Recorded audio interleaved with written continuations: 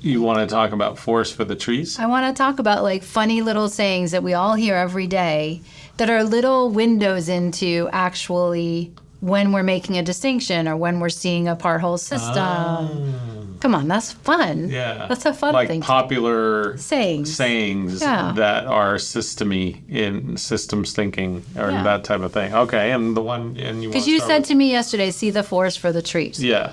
Yeah, that's a pretty popular one. I was like, well, what the hell does that mean? But then I thought about it, and I thought I'd get you on camera and make you explain it. Yeah, so see the forest for the trees is really part whole, right? The S in DSRP. It's about, really, people should say, see the forest and the trees, because we don't want to see the forest or the trees. We don't want to see just the trees. We don't want to see just the forest. We want to see both. And by the way, the tree is its own form of forest because it's a whole ecological system in and of itself, every tree. So it's like a forest. So the part is a whole. Yeah. And the whole is part of a larger whole. The forest is part of a larger forest or a larger ecosystem. And so see the forest for the trees is really just trying to encourage people to zoom in and zoom out. That's one of the moves that we've talked about a lot on the podcast.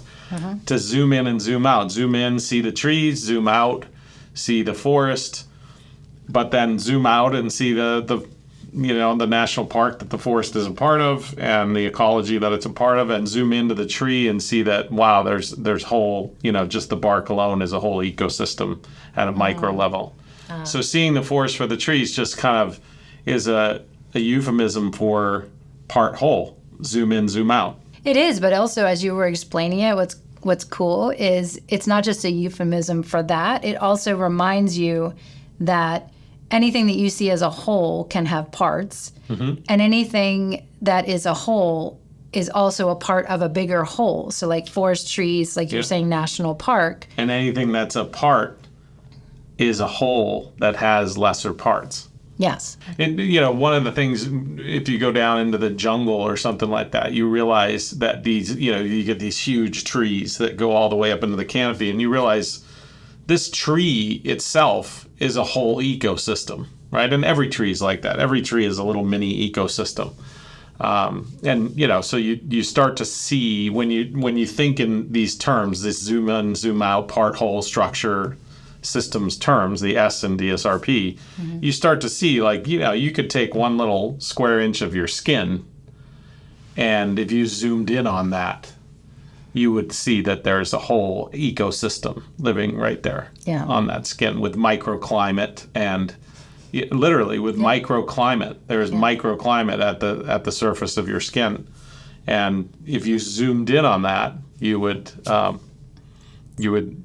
see this ecological system, forest and trees. In fact, we used to play a game that was actually, I got it from Richard Feynman. Oh, yeah.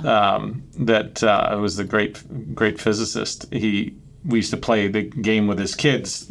He played this game with his kids, and we played it with our kids. I remember. Where you got them to imagine.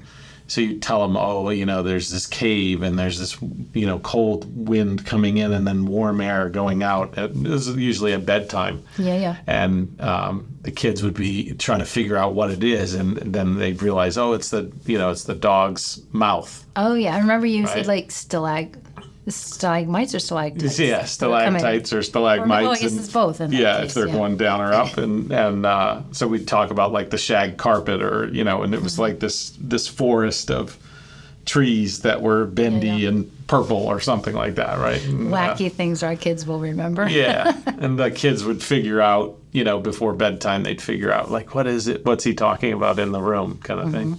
That's right. That's just training young people and any age really, training yourself to sort of see at a different scale than the one that you're at.